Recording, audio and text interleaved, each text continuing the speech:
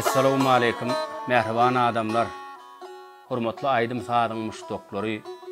Bir ýürüýte siziň üçin şu gün dinleýijilerimiz üçin, aýdym sadyň muşdoklary üçin türkmen halkymyzyň kalbyna ornan bagşy halypamyz Türkmenistanyň at gazanan artisti meşhur Recep Ulugowyň ýoluny dowam edýän zehinli ýaş aýdymçy ýigidimiz Bäşim Ýolamanowyň Ussat halypamyz 4 uly artikowyň sadanlarlyk etmegine aýdym saz ýazgysyny size ýetirmegi makul bildik.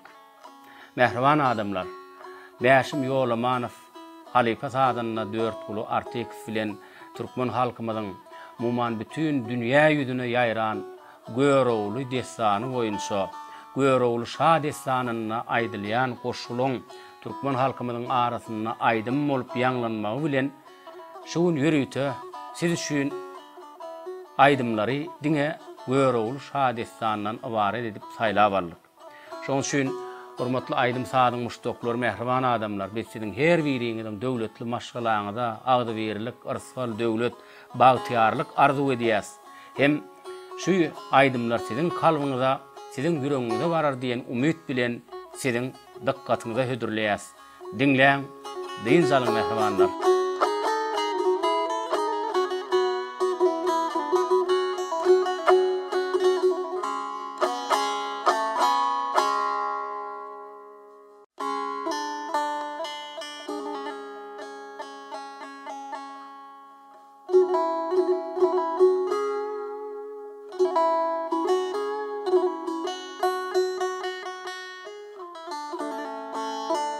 Görowly şa destanyna aýdylşy Arap ýurdunyň bir Reyhan Arap diýen padşahy bardy. Ol mehmanlary kabul edip gow garşylap, ondan soň ýola salardy. Anha günlerde bir gün 40 sany galanlar Reyhan Arapyň öýüne mehman boldy. Reyhan Arap gören eşdenizden habar beriň, aýdyp oturuň diýip olary mehmançylyga kabul etdi. Galanlarlaň baş tutany Abdullah galanlar plan ýurtda, plan ýerde bir maşgala bar. Olaň bir Gülennam atly maşgalasy, bir päkide gelini bar diýdi. Reyhan Arap bu habary eşitip diň arkany aýtdy. Esli wagtdan soň ak köpük saçyp özüne geldi. Bir ahurdy. Nirede de bolsa men şonu alarmen diýip atyna kamçy sallada gaýdy berdi. Jygaly begiň üstüne. Gelişine de aňardan mehman bir suwsak geldi, suw beriň diýip ýüzlerini onna Gülennam bu adamyň, bu insanyň rehmi indi gerek diýip howalasyna seredip Adybek sultandan galan bir tylla jam bardy. Şol tylla jama suw ýyp uzatdy. Reyhan Arap Gülennam ýeňen goşorundan tutagada atyň öňüne kese bastdy.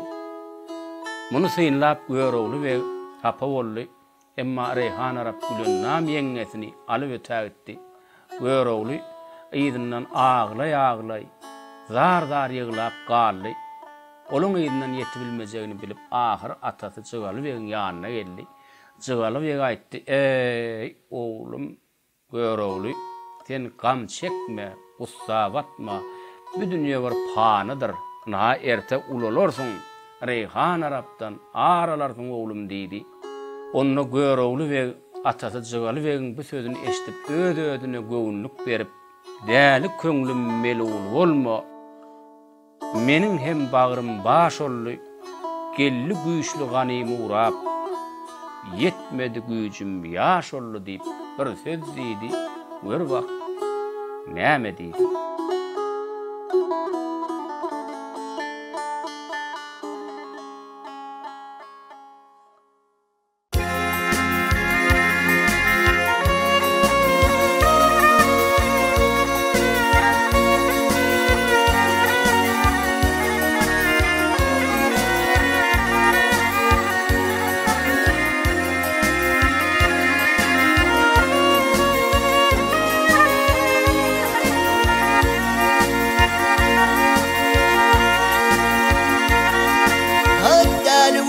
melul olma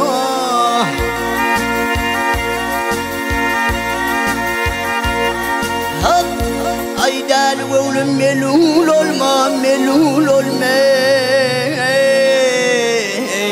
Ay menin hem bağrım baş oldu.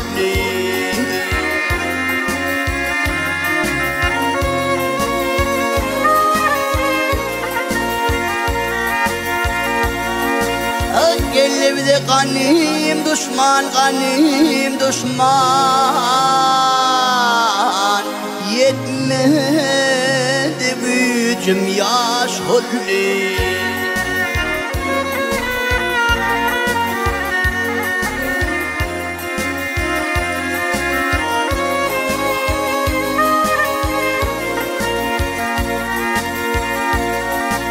Ben atadım yıkıkalım.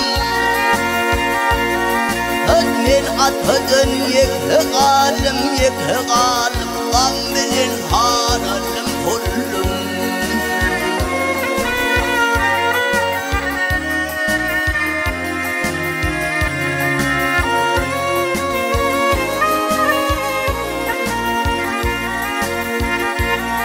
Hep dağlarda, dağlarda del murup kandim. Atım yok isim paş oldu.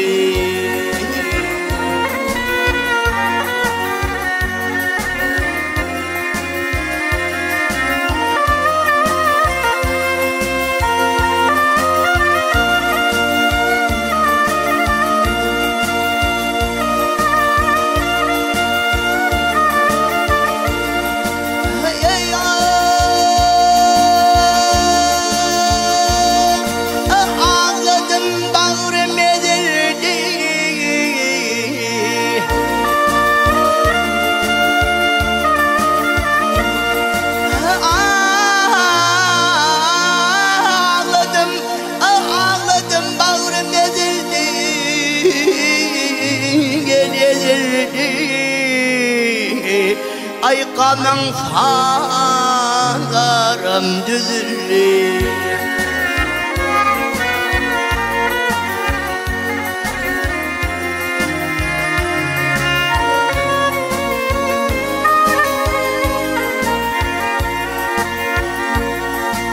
Yıkıl oradan bozul, gel bozul.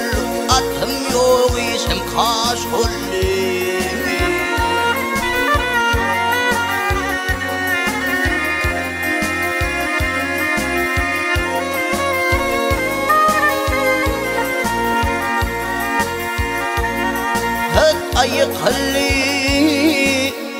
Yıkıl oradan bozul.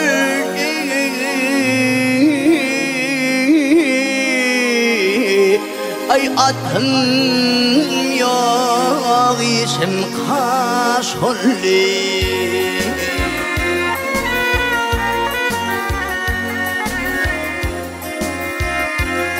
Ay gör oğlu gördüm özümden, heder etmedi sözümden.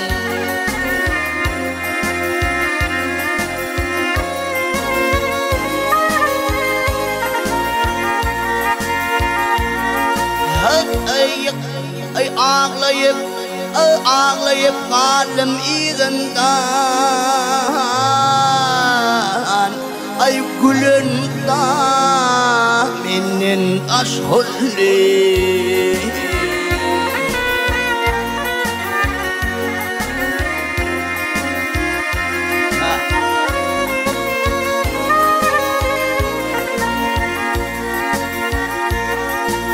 Ağlayıp kaldım izinden.